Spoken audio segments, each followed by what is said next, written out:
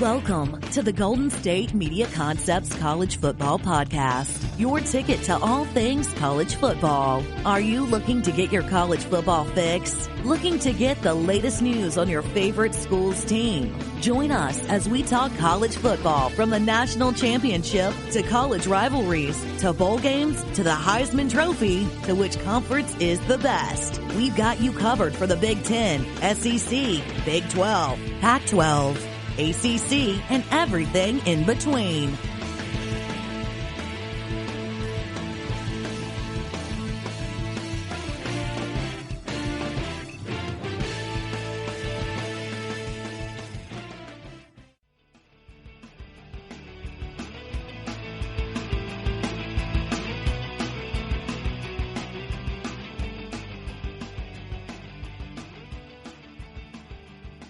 Welcome to the GSMC College Football Podcast on the GSMC Podcast Network. How's everybody doing? It's your main man for your Monday plans. It is Ethan here once again, and draft just happened. Sports just happened again, so that was fun. A lot of interesting things to talk about throughout the draft, and also a little bit of news and some other things as well, but mostly draft today because that's what we got. And that's what we should talk about for the most part because the draft was in fact quite exciting as I drop my pen on my table as I have some things to talk about initially. So initially, some of my thoughts of the draft. Here we go. The class was extremely deep from top to bottom and it was a really, really good class. So first off, the top 10 picks, really strong. So Joe Burrow, Chase Young, Jeff Okudah, Andrew Thomas went 4-4. A lot of people were thinking the Giants would trade down, but Andrew Thomas, one of the better outside linemen in the draft. Then Tua went 5 to Miami. Justin Herbert went 6 to Oregon. Derek Brown went to Carolina, which is an interesting pick at 7. Isaiah Simmons fell all the way to 8 to Arizona, which is excellent for the Cardinals. A cornerback for Jacksonville to help retool and rebuild that defense. Once again, from Jedrick Wills from Alabama. I'm sorry, C.J. Henderson from Florida, and then Cleveland at 10 took offensive tackle Jedrick Wills from Alabama. So those were the top 10. It was interesting stuff, man. There were, in the first 32 picks, the first wide receiver went off the board was Henry Ruggs at 12. The next was Jerry Jeudy at 15. And then we had CeeDee Lamb go 17. Jalen Reagor. Yeah. So Jalen Reagor went to Philadelphia for 21. Justin Jefferson left immediately afterward to Minnesota. And then we had Brandon Ayuk for San Francisco, one of those speedster guys, one of those Swiss Army knife guys. And then that was it on wide receivers in the first round. So we had 1, 2, 3, 4, 5, 6 wide receivers go in the first round. Or excuse me, I think it was 7, maybe. I may be missing somebody. 7. I did miss someone. 7 picks were wide receivers in the draft. The first running back off the board was Clyde Edwards-Helaire, and from LSU, who had a phenomenal season last year, as well as most Tigers, as they won the national championship and had one of the best offensive seasons of all time in college football. That makes sense. He was taken first, not by, scheme fit? And he was the last pick in the first round. And then in the second round, it got kind of interesting. You saw T. Higgins and then Michael Pittman, 2 guys who were also potential first-round guys. So Cincinnati gets Joe Burrow and T. Higgins, so that beefs up their offensive potential phenomenally. Indianapolis ended up going up into the second pick of the first round from Washington via trade and got Michael Pittman out of USC, which I think is a beautiful draft pick by them. I think the Colts had one of the best draft days of this year's draft. They definitely beefed up some things and they figured some stuff out. And running backs were just starting to fly off the board now. So first it was Clyde Edwards, then DeAndre Swift went to Detroit. So along with Kerryon Johnson, they're definitely going to be looking to run by committee, as many others are, because Jonathan Taylor went 41st in the draft in the second round to Indianapolis, another trade from Cleveland. So Marlon Mack is going to be in a running back by committee system, really. So if you're anybody who's playing fantasy, this is why the draft is important. This is not the fantasy football podcast, but just a side note. The draft is important because of things like this. Because you could have, a week ago, even 2 weeks ago, I would have said Marlon Mack is a shoo-in to pick in one of the first running back spots coming out of this year's fantasy draft, because he was a workhorse when he was healthy for the last 2 years, and he was a guy that you could definitely invest in, as it seems like he is a every down back. But it looks like he will not be an every down back anymore. And behind that humongous offensive line Indianapolis has, I'm sure that Jonathan Taylor out of Wisconsin is going to have a field day running around and doing everything he can possibly can to be successful. And I believe in Jonathan Taylor. He seems like a good guy.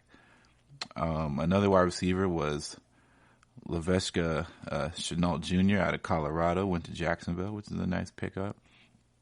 I believe the first tight end off the board was in the second round, and that came from Notre Dame, Cole Kmet for Chicago, who recently decided to part ways with somebody who just went to the Colts, which is interesting, in Trey Burton, because of his injury history, so they had to replace that.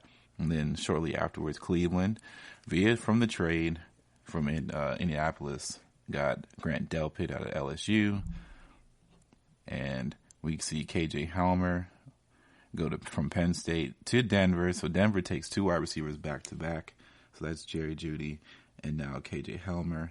Helmer is a little bit on the shorter side. He's about 5'8", but he's definitely a Swiss Army knife of the sort. Pittsburgh takes another wide receiver out of Notre Dame, so Chase Claypool.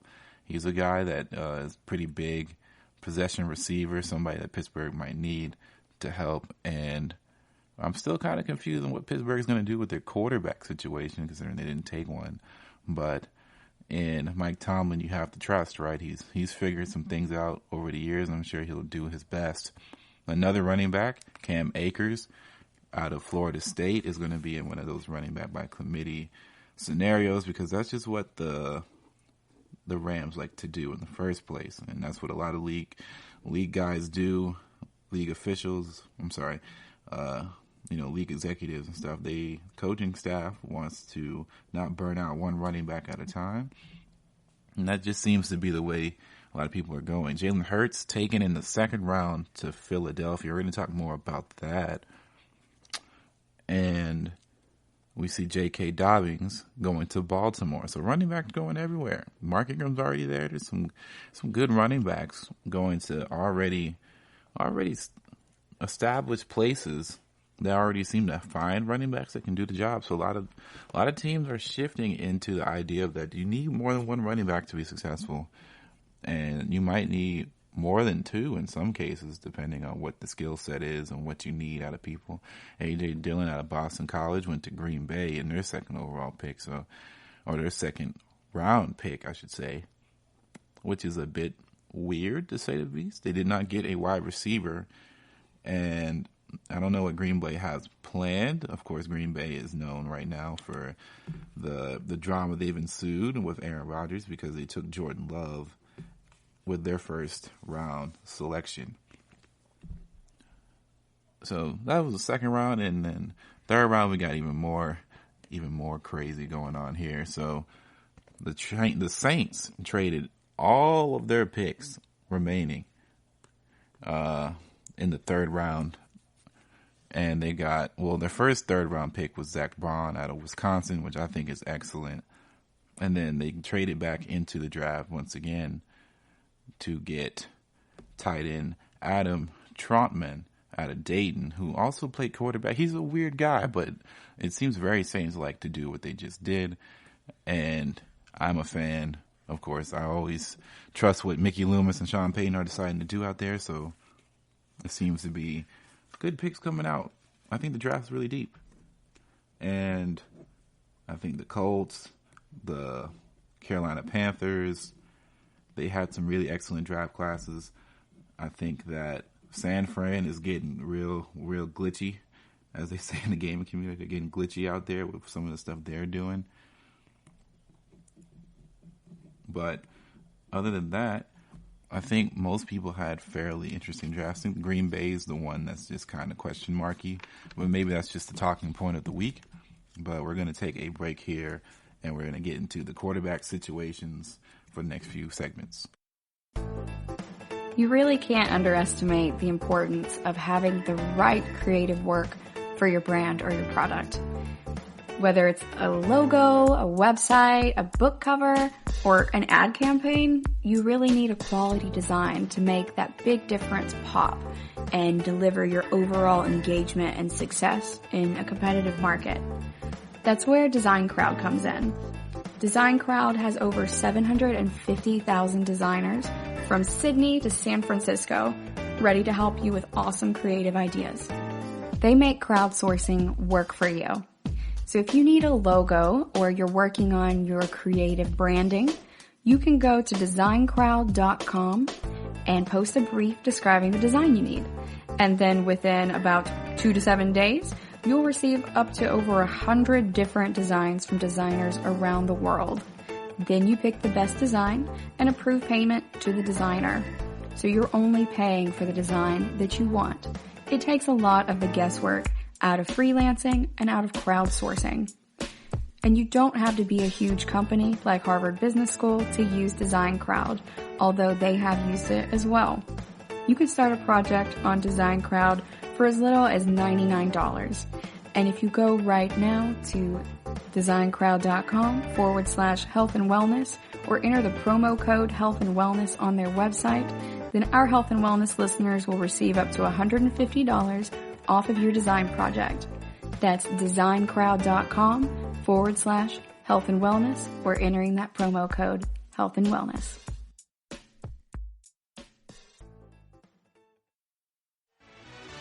Are you looking for the very best NFL and college football podcast? Then check out the GSMC Football Podcast. Get the latest football news both on and off the field. From the NFL Draft to trades to the rumor mill to the NFL Combines. They got you covered. That's GSMCpodcast.com/football-podcast. Get updates on college rivalries, game day insights, and much, much more. It's football talk the way you want it. This show eats, sleeps, and breathes football. Don't forget to like them on Facebook and follow them on Twitter. Visit GSMCpodcast.com for more info.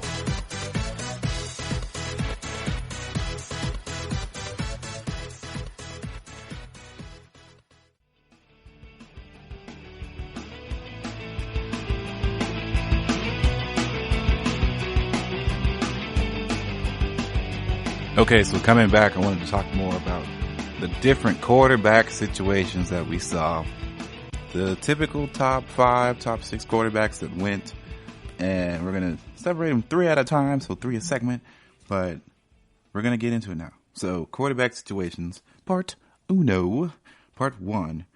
Tua Tagovailoa was not the first quarterback taken off the board, but I wanted to talk about him first. Because that's what was written on my board here, which is crazy because technically I forgot that Joe Burrow was even on the list, which is kind of insane. Not to say that I don't think Joe Burrow is any good or anything like that. It's just that he was such a sure thing of a first overall pick that I even brushed past looking at his name in the draft because he was the first one taken so much. And everybody knew he was going to be the first quarterback taken. So it doesn't really change much, but Tua Tagovailoa is in quite a place. Quite a place. So Miami had quite a few picks within this draft, and they took Tua first, right? They took Tua first, and then their 18th pick, they took an offensive lineman in Austin Jackson out of USC. So he was an interior lineman out of traded from Pittsburgh to Miami, and that's to help bolster the offensive line and get them some help. And then their 30th overall pick, they got cornerback Noah Iguanaime out of Auburn. He is a guy who can really have a nose for the football, plays the position really well, attacks the ball. He does really, really good stuff on his own. Then round 2, offensive lineman, again, interior lineman, Robert Hurt out of Louisiana, a.k.a. out of Louisiana State, not LSU. He's somebody who I didn't watch personally, but from what I've seen, and the little clips they play in the beginning, sometimes they're a little bit helpful to see what you're getting into and the potential of what you can get. Miami, of course, gets a trade from New Orleans in the second round and got Roquan Davis, a defensive lineman. So a lot of linemen going to Miami as they retool and get places all around the place. Round 3, Miami takes Brandon Jones out of Texas, and that is their only pick of the third round. Fourth round, they get a trade via Houston, Solomon Kinley, a guard out of Georgia. So more linemen all over the place. And not to mention, they also got via trade from the 49ers, I believe, they got Matt Breida. So they got a running back in a trade that was not through the draft.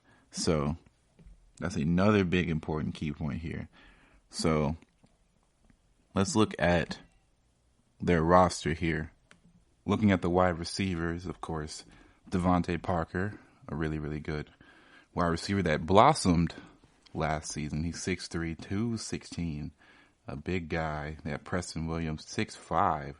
These have a bunch of pretty big receivers. Of course, they added Allen Hurns to the group, which is a nice pickup, if I do say so myself. And adding to the front here, since now they have Matt Breida, they also have Jordan Howard running back now as well. They still have a few quarterbacks on the roster. Ryan Fitzpatrick, Josh Rosen. We don't know what Mr. Rosen is going to be around here, but you have to believe that Tua is going to have quite a lot of good talent around him for his first initial season into the league. Not only because of the size advantage that he'll have over certain matchups to where he can just trust his receivers to go up and get it, but also because of the offensive lineman talent that supposedly, if they come together, it'll be really, really good. A lot of experience on the O-line, so their center, Tate Karras, has been in the league 5 years, and they have some guards here that been around the block. The best guard was traded a few whiles ago, but they have some guys there that really, really can beef them up and protect Tua, because that's what it is. You don't want them to get hurt if you're afraid of injury proneness. They went out there and they definitely scouted their tails off for O-linemen. For Mr. Tua Tagovailoa. All right. Next, we have to talk about Justin Herbert. So Justin Herbert gets quite a package here. So first of all, let's all take a moment of silence for Tyrod Taylor, as his chances of being a starter in this league are slowly dwindling to nothingness. I like Tyrod Taylor, but I think it's time for Tyrod to realize, I said this a few podcasts ago, it's time for Tyrod to realize that his job is no longer to be a starting quarterback. His job is to teach the younger generation and to be a perennial backup if things get hairy but in reality, you are now the measuring stick. You're the guy that people can learn from. You're the clipboard holder. You are essentially part of the offensive coordinator group, and is going to be that way for pretty much the rest of his career unless something drastic changes. And I'm not saying this as a bad thing. I just think it's time to mature into acceptance over anything else. So when we talk about people in perfect positions, Herbert has such a plethora of tools. So you already know they have Austin Eckler. We already know they have Hunter Henry. What else have the Chargers been blessed with in recent time? Let's see. So looking at their wide receivers, of course, Mike Williams. They have KJ Hill, rookie, recently drafted. Keenan Allen, standout wide receiver. Of course, they have Hunter Henry, like I said earlier. They have Virgil Green. They have a lot of good tight end prospects on their roster. And going into the running backs now, Justin Jackson, who I've always been high on personally, and Austin Eckler. And they drafted a rookie recently, Joshua Kelly, out of UCLA, to help fill out that running back by committee, because that's what they've been trying to do for the time being. So here, of course, Tyrod Taylor is their backup quarterback at this point, in my opinion. And their defense is really, really good. Of course, you know about Joey Bosa, and you know about Melvin Ingram, and you know about standout guys of the same caliber all across the board around the defense. Nick Virgil. Trey Turner as a guard is somebody who is really, really good and can really help protect Mr. Herbert. Herbert's in a passing offense. Of course, Chris Harris Jr. is there in free agency. There are so many studs on this team. Casey Hayward Jr. as well. It's a stud-filled team, and it's probably the best team any rookie has gone to that's going to be starting, let's say. Going to be starting because, of course, some teams have went and got some security or whatever the case may be you want to put it, but there are a lot of teams out there that went and grabbed a quarterback where maybe they shouldn't have so yet, and maybe they should have focused on the future, like Green Bay. And we're going to leave Green Bay for the next segment, but just quickly, Jalen Hurts goes to Philly. He's not going to start in my bold prediction here. Jalen Hurts is not going to start next year, but Philly has to probably think that they have to put into account how healthy we haven't seen, even though they've already paid him, we haven't seen how much that their main guy over there, quarterback, can really handle. And unfortunately, the playoffs were pretty rough for him as he got hurt with a concussion. But ever since the Nick Foles thing, we haven't been able to see Carson Wentz really, really thrive to his utmost potential ever since his MVP caliber rookie season that he had. And it's really a shame that we haven't been able to see him really, really blossom. I'm sorry, it wasn't his rookie season. I believe it was the second season in the league is when things started to go right for him. But that is what we're going to hang off of, and then we're going to come back and we're going to talk about Jordan Love and what the Green Bay Packers are doing. I want to talk to you guys about this amazing product I've been using lately called Hydrant. If you're like me and you want to kick the coffee habit, but you're worried about your energy levels depleting, to avoid the morning sluggishness and that midday slump, you need to make sure you're hydrated. It's super important. And that's where I've been using Hydrant. And for 25% off your first order, you can go to drinkhydrant.com and enter promo code GSMC at checkout. Hydrant is basically flavored electrolyte packets you mix directly into your water to make hydrating your body easy and delicious. And what I love about Hydrant, it's backed by research. The formula was developed by Oxford scientists to provide perfectly balanced, efficient hydration. Again, that's drinkhydrant.com and enter promo code GSMC for 25% off your first order.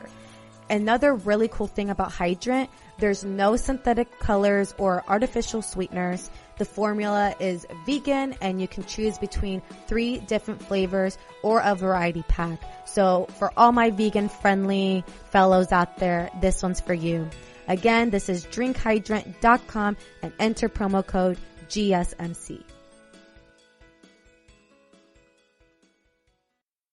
Tired of searching the vast jungle of podcasts? Now listen close and hear this out. There's a podcast network that covers just about everything that you've been searching. Hey! The Golden State Media Concepts Podcast Network is here.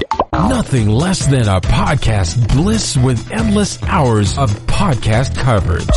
From news, sports, music, fashion, cooking, entertainment, fantasy, football, and so much more. So stop lurking around and go straight out to the Golden State Media Concepts Podcast Network. Guaranteed to fill that podcast itch.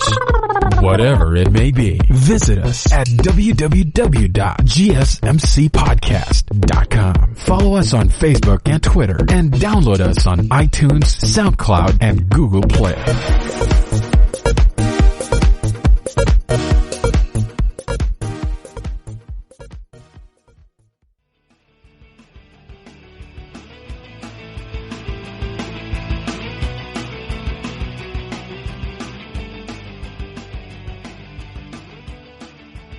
So what are the Green Bay Packers really doing, right?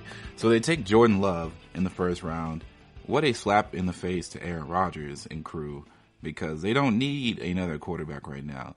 And if you wanted to take a quarterback, you take one in the later rounds, because at this point, Aaron Rodgers is still good to go. Aaron Rodgers is still one of the best quarterbacks in the league, definitely top 5 still, and I don't understand where this pick came from. It's very, very reminiscent of what happened back in the day. Maybe this is just how they run their organization.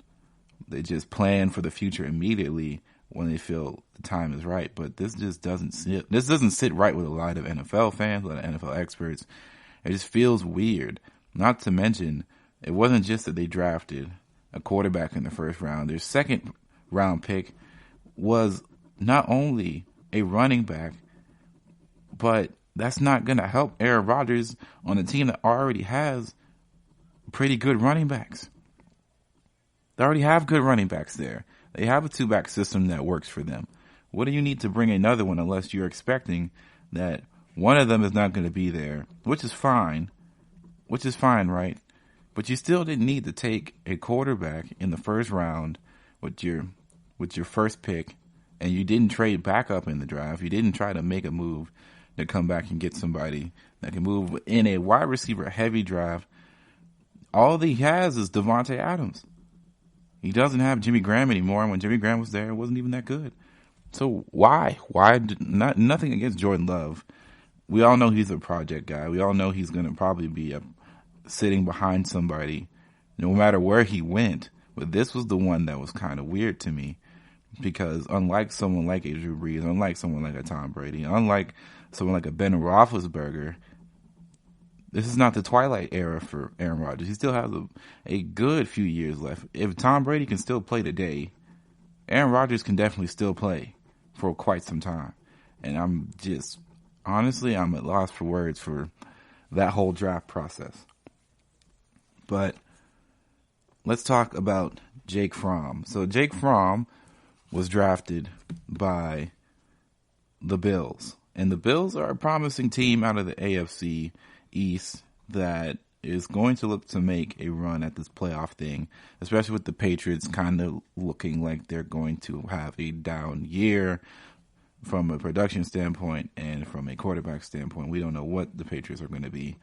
So this is the time for teams like the Bills to strike. This is the time for Miami to start piling up and getting good and really, really figuring themselves out. And, of course, the Jets as well. But the Bills are the best team, not named the Patriots, in that division by far. And Josh Allen had a pretty decent year last year. He had some hiccups, especially in that playoff game. But they drafted quarterback in Jake Fromm, of course, after they went ahead and they traded for Stephon Diggs to get some help on the outside, they are essentially, I feel like they put the clock on Josh Allen to figure it out. They have a lot of talent on their roster, on so many different parts on their offensive side. So their blockers are really good. So their offensive linemen are really good. They have Devin Singletary there, who's going to be a beast, in my opinion. Of course, they just traded for Stephon Diggs. They have John Brown in the contract. They have a lot of guys that can get the job done. Now it's up for Josh Allen if he's going to take another step in the right direction. And if not, do they reconsider what's going on here? And maybe they have a backup plan. Also, another thing is that Josh Allen can get a little bit injury prone, or he can find himself dicked up and dinged up all around across the board. So this might be a contingency plan or a Band-Aid just in case something goes wrong. They have somebody to fall back on that they already drafted in their system. They don't have to go look for a backup quarterback. This is their guy for when things get rough. And he's young, so it's not like you're having somebody older out there. But at the same time, having two young quarterbacks might be a little bit challenging because one of them, you like to have the security of a guy who at least has been there before in the backup role. Jacob, he has not been in the backup role, of course, in the NFL, and he's probably been the number one option his whole life, considering that's just how most first overall or first round picks are. And he wasn't a first rounder, but he was projected to be for a long time, and he was the man at Georgia. He stole Jacob Eason's job, essentially, and told Eason to get out of here. So, speaking of Mr. Jacob Eason, so Jacob Eason is in a good spot, in my opinion. He's in a place to where he can learn from a really, really good veteran quarterback who may have seen his twilight last year, but he's going to give it another shot in Indianapolis, and Phillip Rivers. But Indianapolis has, one, I feel like they had one of the better drafts this year, period. Two, I also am very, very confident in feeling like Jacob Eason is going to be set up the best out of any of these quarterbacks as far as talent when all things are said and done, when Phillip Rivers goes. Because when Phillip Rivers is done, it's no longer going to be the Jacoby Brissett show. Even though I enjoy watching Jacoby Brissett play, I think that, of course, Jacob Eason is going to be their future guy that they look at as the one to get it done after Phillip Rivers does this 1 year in and out the door scenario to give it one time go. And they're not really, the Colts aren't playing win now, potentially. They just have a good roster all together. And that roster is good enough, definitely one, to get into the playoffs, because their only real competition in their division as of right now is probably Tennessee. And then the Texans are very up and down. We don't know what they're going to look like. And at that point, the sky is the limit. If they could make it, I think they can go 4-2 real easily by week 6 or week 7, should I say. And they have a good roster to compete. Of course, they got Jonathan Taylor. They had Marlon Mack already. And they had Tyrod Taylor. Of course, they bring in wide receiver Pittman in the group to help round out the wide receiver group. And they also drafted, they got Trey Burton, which is a nice pickup. And they also had the tight end that came from Detroit a few years ago, who's had quite a bit of a resurgence of his career down there as well. And Jack Doyle. I can't remember if it's Jake or Jack. One of them. Their offensive line is completely bananas, and their team is just really, really good.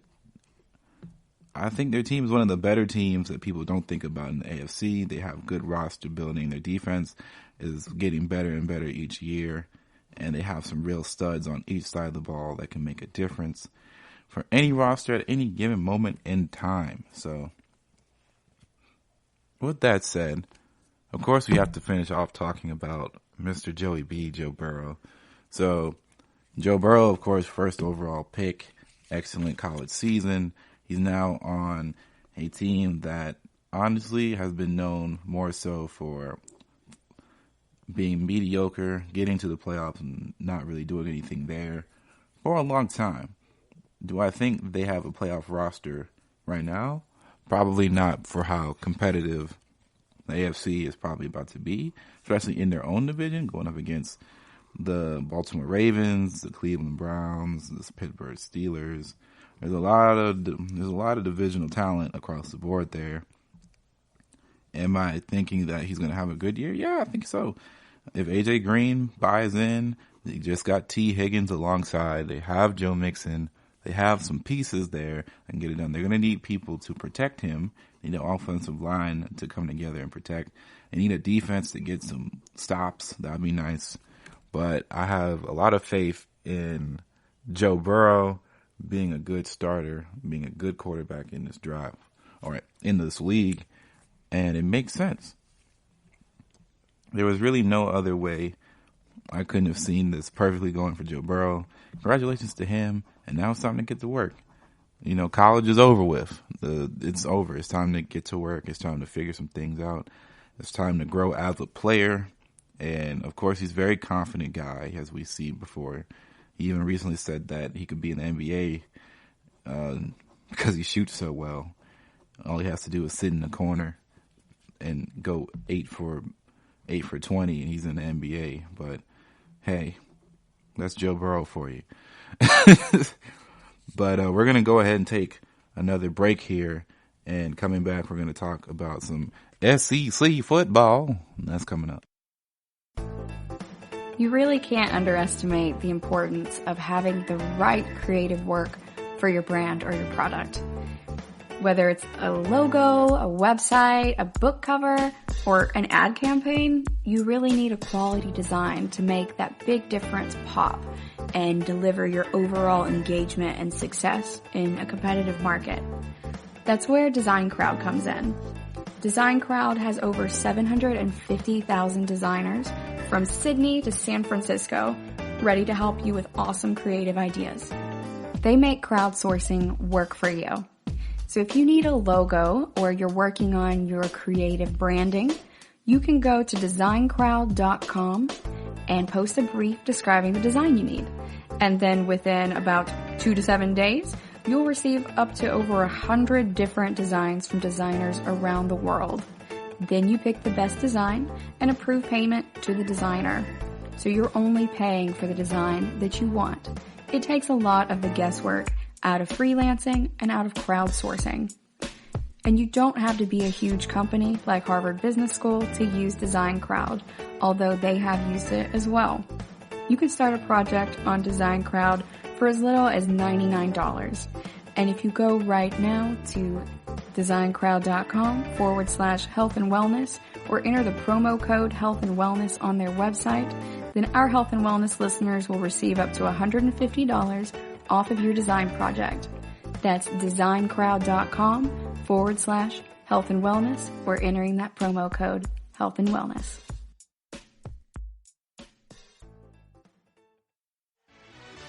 Are you looking for help for your fantasy football team? Check out the GSMC Fantasy Football Podcast. Get today's best advice on who to start, who to sit, even who you should draft. From sleeper picks to red hot lineups, they got it all covered for you. That's GSMCpodcast.com/fantasy-football-podcast. We'll cover traditional leagues, dynasty, PPR, even IDP leagues. When you need fantasy help, there's just one show to hit up. Don't forget to like them on Facebook and follow them on Twitter. Visit GSMCpodcast.com for more info.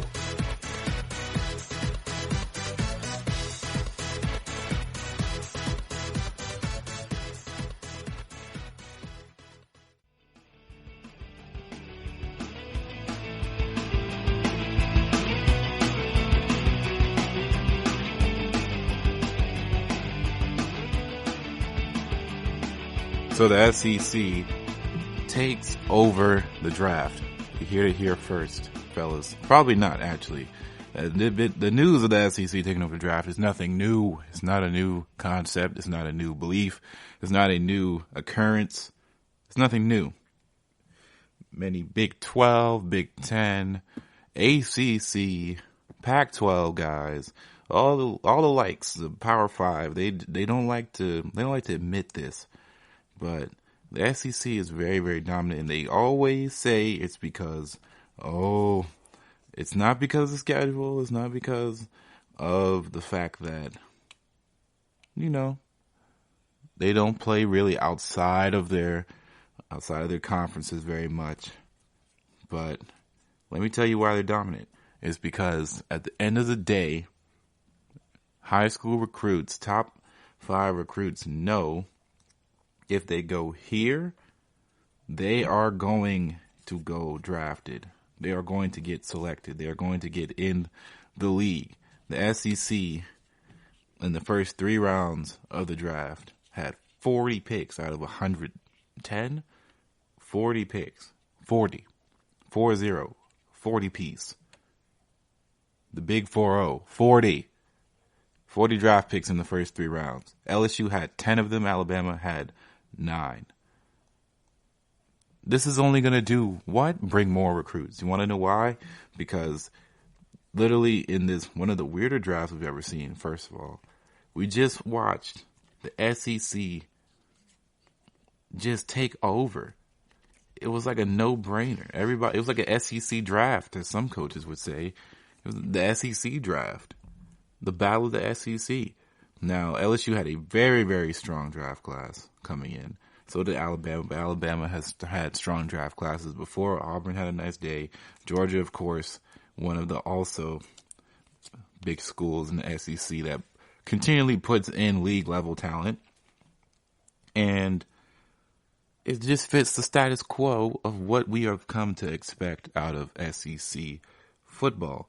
And it's only going to grow stronger and stronger as these younger guys, these sophomores and juniors, that are seeing their players go, or their favorite teams go, or even just they're watching the draft. Everybody watches the draft, but these high schoolers are watching the draft and saying, if I go there, I'm going to get drafted. If I go to Mississippi State, I probably have a better chance of getting drafted to a team rather than if I go to Boise State.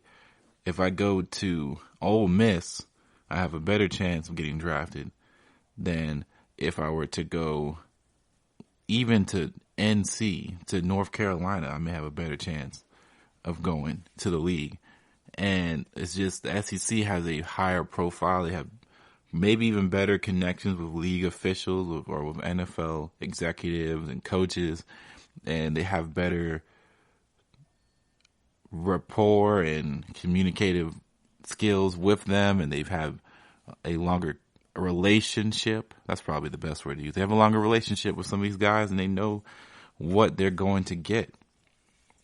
And maybe the relationship is all that matters. Maybe I've heard Bill Belichick really only messes with a few college coaches, and one of them being Nick Saban. And sometimes he just drafts on the name alone or the college alone of whoever's coaching where. I remember he went on a hot streak of drafting Urban Meyer players.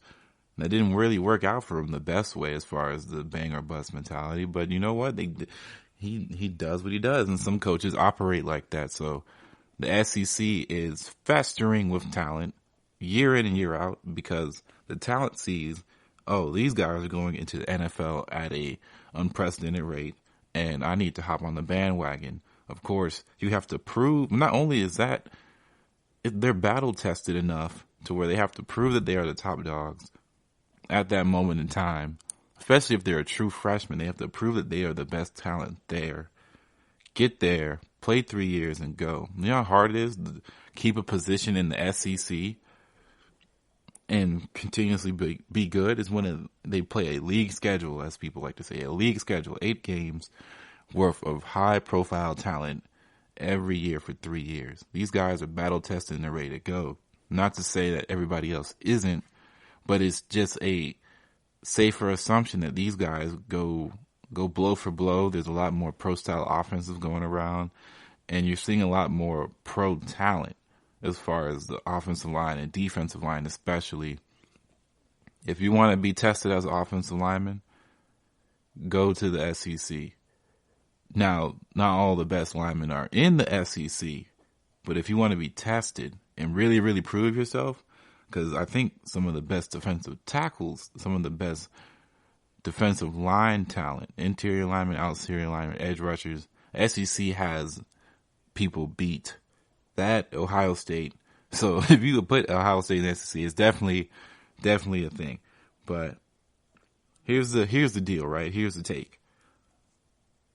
You take away LSU and Alabama, 19 draft picks away. They still have the most out of any other conference in the NCAA. I'll do you one better. You take Georgia, Alabama, and LSU away. They have 18 draft picks in this draft, and it's still the most in the first 3 rounds of the NFL draft. Still the most. So you can't just say, oh, LSU was a feeder system or Alabama was a feeder system or even Georgia's a feeder system. They still held the most draft picks in 3 rounds than any other conference around.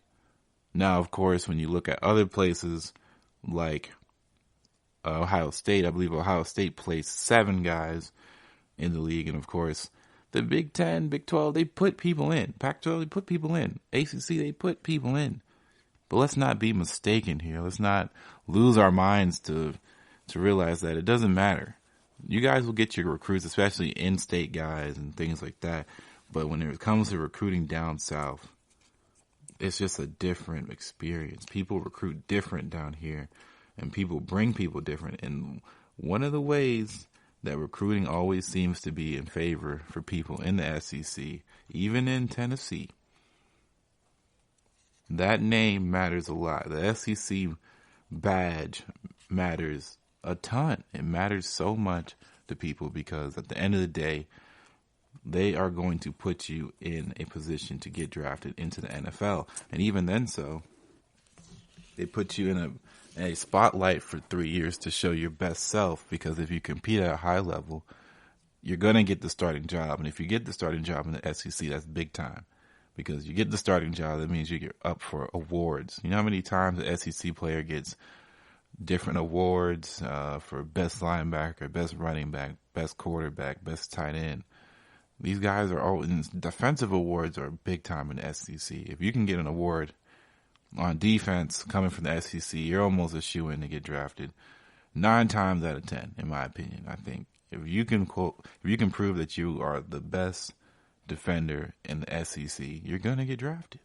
So all these young cornerbacks, all these young safeties, all these young linebackers, all these young defensive ends, all these young defensive interior linemen, all these young offensive tackles, guards, centers, tight ends, even these wide receivers now are coming to the SEC and really, really thriving. And now even quarterbacks go to the SEC and find themselves success, as we've had 2 of them the first 2 off the board quarterbacks were from the SEC. You're seeing a bunch of talent, not to mention Nick Saban recently, after today's draft, as I'm recording this after the 5th, 7th round, but it was already confirmed on Thursday. After putting Tua in the first round, he has had every position in football be drafted in the first round. That is insane. Absolutely insane that he's been able to do that. I think kicker and punter are kind of excluded in this conversation, but 11 men for 11 men on defense and offense, he has had somebody put in a position to be drafted in the first round, and they have gone. That is success. That is powerful, and that is something you can't look at lightly. So all the guys that complain about SEC talent and SEC is overrated or they're too overhyped because of ratings and success, well, the proof is in the pudding, and the proof of that pudding is, in fact, NFL draft, and they put a whole lot of proof in the bucket. All right, so we're going to go ahead and take another break, and we're going to talk about some college news, some daily college news. So we'll be back. Check out the show that's built on the MMA. From the UFC to extreme cage fighting, they got the fights covered. Check out the GSMC MMA podcast. Get the latest news on past or upcoming fights. Join us as we talk to and about some of the biggest names in the MMA, past, present, and future. When it's the fight game, there's just one show to check out. GSMCpodcast.com/MMA-podcast. Don't forget to like them on Facebook and follow them on Twitter. Visit GSMCpodcast.com for more info.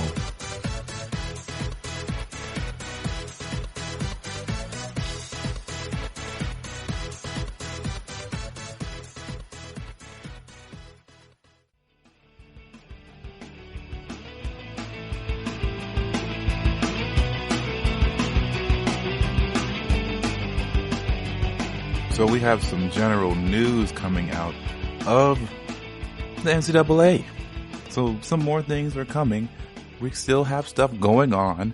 The draft is over, but we have to keep the train moving. I don't know if you can hear me right now. Well, actually, I know you can hear me right now, but if you can't see me right now, but I'm making that train motion where you pull your shoulders and your elbows up in a circular motion to, symbolize movement.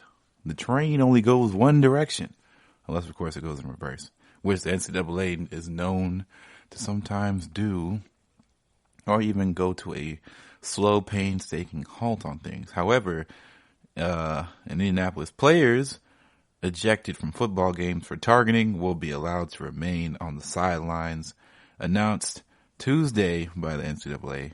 So, the Playing Rules Oversight Panel approved the rule change, no longer requiring players to head to the locker room after targeting is confirmed, and all other aspects of the rule discouraging above-the-shoulder contact remains the same.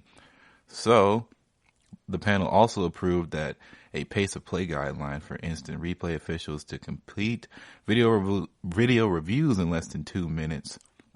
Reviews that are exceptionally complicated or involve end-of-game issues should be completed as effectively or as efficiently as possible without a stated time limit. A clock rule regarding instant replay also was approved. If the game clock expires at the end of the half and replay determines that there was time remaining and the clock should start on the referee's signal, there must be at least 3 seconds left.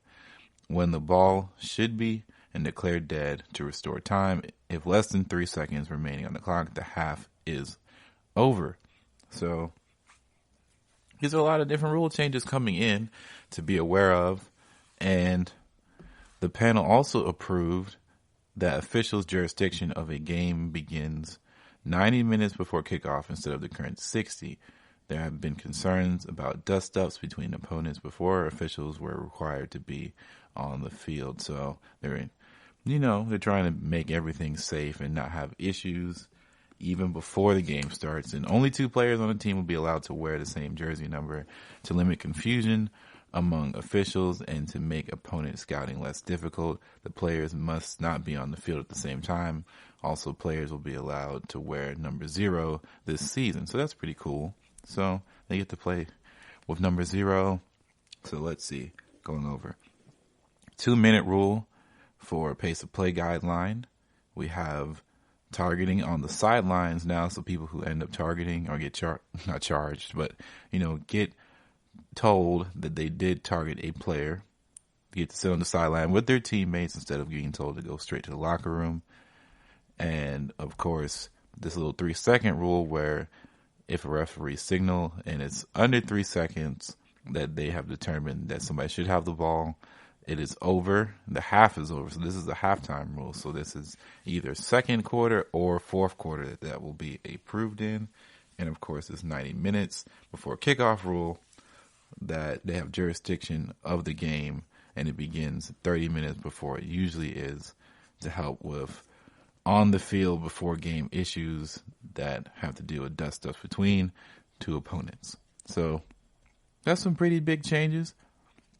Speaking of positivity and change, we have a poll going on.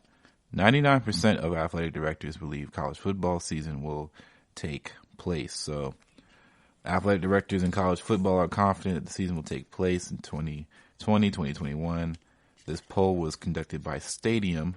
114 out of all 130 football divisions and subdivisions, the FBS athletic directors polled, and they all came up to 99% that will occur in some form. While athletic directors are optimistic the season will not be canceled, many believe it will not take place as scheduled. According to Stadium, 75% of the athletic directors think it will have to be delayed. And as for timing, 61% of the ADs polled think that the season will not start until October or November. Meanwhile, 14% believe that the season will not begin until after fall semester, eyeing January or February, which is insane. Given that the medical and governmental leadership opinions, it is responsible to believe some compromise to the start of the season lies ahead, a Power 5 athletic director said to Stadium on the matter, and 41% of athletic directors predict that a 12-game season will still take place. Others polled are not so positive, but 20% believe a shortened season is likely, particularly a conference-only schedule that is limited to 8 or 9 games, which would mean that, SEC would definitely have an advantage there because they have a lot more ranked talent across the board than everybody else does, and it makes a lot of sense if that would be the case. And you see a lot of SEC teams fluctuating a lot during the upcoming season, depending on if it happens at all. So the poll also reflected that 68% of athletic directors remained as optimistic for the 12-game season as they did a month ago, while 18% were less optimistic. In discussing a potential downturn in the college football economy, one Power 5 athletic director told Sports Illustrated, "We're all screwed if the season is severely affected." Or affected, not affected, affected. The college football season is currently scheduled to begin, of course, August 29th. But all activities are currently halted. Nobody's doing anything. And it definitely feels like people are trying to force themselves into making this work. I know the NBA just recently stated that they're going to allow for the practice facilities to be open to a limited amount of players at a time. And staff members, I would assume, for states that have decided to start their reopening up business plan, step-by-step guide. So places like Georgia, who have opened up their businesses back up, as far as small ones and ones that don't make a whole lot of sense in some degree to have opened up already. But here we are, and NBA is trying to move forward, potentially to try and get guys ready and in shape, so that way when the season potentially can come back, they will be ready to go. So that is something that I'm sure other leagues are looking at as well. I wouldn't be surprised if the MLB, the NHL follows suit, as when the NBA first closed all their games and stopped their movements, everybody else also followed suit quite uniformly. So this probably means that other sporting places will be doing similar things. And it makes me wonder if people are going to start looking at this as a week-to-week thing instead of a month-to-month thing. And that makes me a bit nervous, because that just means that we have a higher potential of having a second wave of this large-scale social distancing, instead of trying to really, really hone down on this whole idea that we need to social distance now and strongly for quite some time before we can ever really be confident and go about our lives the way we want to go. But sometimes money makes the world go round, and by sometimes I mean most times, and by most times I mean all the time. Money is what it boils down to, more times than not. So it's just something that a lot of people are going to realize is going to determine a lot of these ideals and a lot of these motions that are been set in place. Money is the backbone. Money is the foreground and the background. And the more we understand that, the more we'll see which one is the money move and which one is actually to help people, to be in a good place health wise. So we'll just have to wait and see what the government officials say, and we'll see what each sporting league, each sporting entity really decides to do with all this information, as everybody is kind of trying to do this step by step. The first month was really, really rough for a lot of people and a lot of businesses, and unemployment is at a all-time high, especially here in Georgia. Unemployment has been ridiculously all-time high, and the government officials are desperately trying to get people back to work. So we'll just have to see about that. But football in the fall, a lot of people want to see that happening. Anyway, let's take our final break here, and we're going to come back talking about a little bit more draft stuff. Who are some guys that may have some good diamond in the rough potential coming out of this year's draft? This is your ultimate stop for everything sports. The Golden State Media Concepts Sports Podcast. Should I say more? From the NFL, MLB, the NBA to MMA, it's all in here. The Golden State Media Concepts Sports Podcast. Listen now.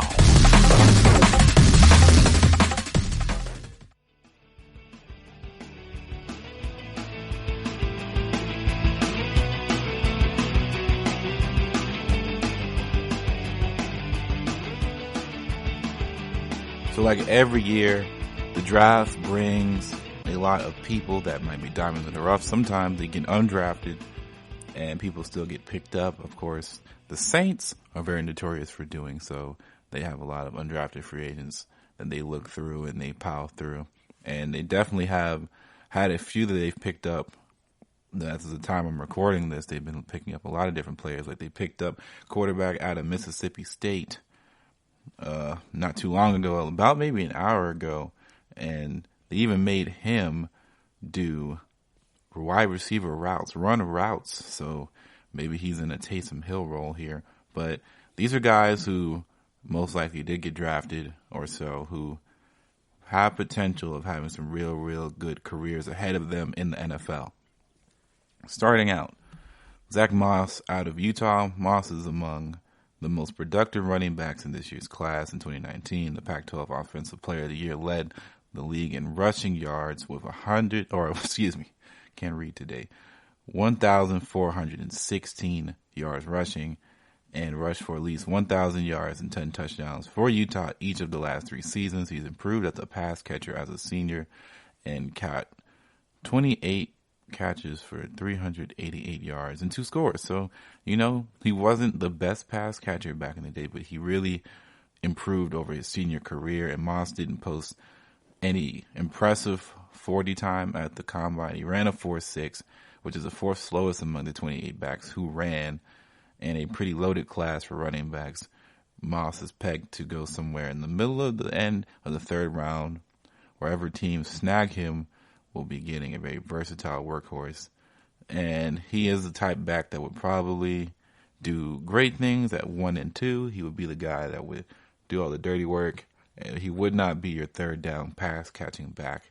Someone like a DeAndre Swift is more like an all-around Swiss Army knife, but his pass catching ability is what sets him apart than what others would. All right, next, Amik Robertson is a cornerback at Louisiana Tech. It's really tough to find defensive backs more productive than Robinson when during his college career. A 3-year starter, he picked up 14 passes and made 23 tackles for loss in 39 career games, and was a first-team All-American selection by the PFWAA in 2019. So congratulations to him. Robinson was overlooked as a high school prospect, partly due to a torn ACL he suffered as a junior. He's 5'8", 187 pounds, so he's on the short side, and that's probably what's putting him down in the draft. But the NFL teams would be wise to not pass on Robertson, and likely so many Power 5 schools did 3 years prior. So this guy has a lot of potential to do some stuff, and I believe that he will find a place for himself in the league, as short corners are still a thing, and if you are athletic, you can still play at that position. and sometimes it's not always about height, and they can always put a safety over the top if they're worried about, height and matchups and matchups in general in that same breath. So, an interior defensive lineman from Baylor and James Lynch. His resume is listed as a sleeper, but it's the label that's fitting for a 2019 Big 12 Defensive Player of the Year. A 3-star prospect out of Road Rock, Texas, Lynch was ranked the 47th defensive tackle in the class of 2017. By 24/7 Sports, he developed into one of the most productive defensive linemen in the nation, recorded 19.5 sacks for loss, or tackles for loss, and school record 13.5 sacks in 2019. He ran a 5-second 40 time at the combine, and it wasn't impressed. But Lynch earns points for his versatility and can line up anywhere on the defensive line that he so chooses to. Then we have Harrison Bryant from Florida Atlantic. He is the tight end that a lot of people probably like to see. So they compared him to All-Pro selection George Kittle. He's a bigger guy, and he can really, really block pretty well. Kittle wasn't picked until the 5th round in 2017, so perhaps sliding in the draft will sign a good things to come for Mr. Bryant. But considered a weak class for tight ends, it's a bit surprising that he won the Mackey Award isn't standing out as much as you would think. He caught 65 passes for 1,000 yards and 7 touchdowns in 2019, and though he may not hear his name called until day 3 of the draft. So it's kind of crazy. Harrison Bryant. He was picked up in the 4th round by Cleveland, so it's only he's going to be a part of a system that runs multiple packages and has multiple looks, so he won't be the starting tight end as they just went and signed to a big deal coming out of Atlanta with another tight end, of course. So he will not be the starter, but at the same time, we're going to see a lot of potential out of this guy because I think he'll be good for Baker Mayfield. He'll be good for a lot of different players, and he'll learn a lot considering that he'll be able to just sit back and not have to worry about starting right away. But I think he will be the backup. That would be great for Baker, to be honest. So it makes a lot of sense in my opinion. So with teammates like Austin Hooper and David Njoku, he's going to learn a lot from those guys and be able to really hone his skills as a tight end for years to come. So that's awesome for him. A.J. Dillon, who did get drafted out of Boston College, he did nothing but put up big numbers during the 3-year career, and he rushed for 1,100 yards and 10 scores in all 3 seasons, earning 3 first-team All-ACC selections, listed as 6'1", 247. He's a bigger dude as far as the weight. Height-wise, he's pretty standard for a running back. He has impressive straight-line speed, running a 4.5 second 40 time at the combine. His change of direction skills may be lacking, and he wasn't much of a threat in the passing game in college. Still, he has more than proven capable of being able to be a bruising, high-productive back who can end up being a steal in the draft, in my opinion. So, of course, there is guys like Logan Wilson out of Wyoming who had a model of consistency during his 4 years in Wyoming, and he had a tad of the older side of the draft. He'll be turning 24 in July, but few players in this class filled up the stat sheet like he did. He had a productive pre-draft process, garnering praise at the Senior Bowl and running a 4.6 40 time at the Combine. Wilson is expected to be picked up by the end of day 2, which he did, and will provide excellent value to whatever team snagged him. And it was really, really good to see him on this list because I feel like he'd be an excellent, excellent player for whoever did pick him up. I'm not too sure. Actually, let's look this up, shall we? So he actually ended up going to Cincinnati, the other Ohio team. So Cincinnati gets Logan Wilson. So that's another great thing to come along. They needed some defenders out there, and he's a guy that you can build around potentially. He may be a bit older, but he's somebody that I believe can really, really help trend upwards for the Cincinnati Bengals to figure some things out, have some defensive capability in stopping some people, because they had a hard time doing that last year. And maybe part of that was tanking. Maybe part of that was for real. They had some problems being on the defensive end. But at the end of the day, they needed to make some changes, and they brought somebody in with their pick that seemed to be the place right where he needed to be. Now, if he develops into something greater, that'd be great for Cincinnati. As at a point in time, Cincinnati had a really good defense during the Vontaze Burfict era. Granted, it was not the most disciplined defense, a good defense nonetheless. So they're trying to bring back the tenacity but with poise and with grace, and not with dirty playership and things like that. So he gets some points from me. I'm going to be looking out for him more and more, because I'm probably going to be watching a lot of Joe Burrow when the season starts, because like everybody else, everybody wants to see the first overall pick be successful, and by then everybody will be watching Cincinnati. And when everybody's watching Cincinnati, you'll be watching all these other young players make a start in their career.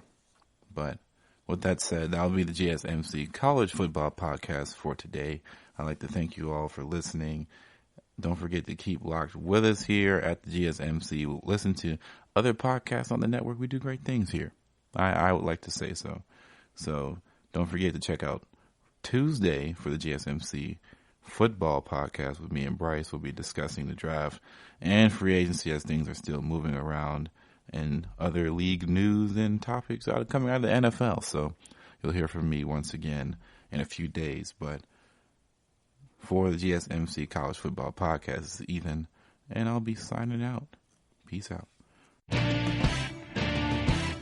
You've been listening to the Golden State Media Concepts College Football Podcast, part of the GSMC Podcast Network. You can find this show and others like it at www.gsmcpodcast.com. Download our podcasts on iTunes, Stitcher, SoundCloud, Google Play, or anywhere you find podcasts. Just type in GSMC to find all of our shows from the GSMC Podcast Network. From football to basketball, baseball to MMA, and even soccer. You can also follow us on Twitter and Facebook. Thank you, and we hope you have enjoyed today's episode of the Golden State Media Concepts College Football Podcast.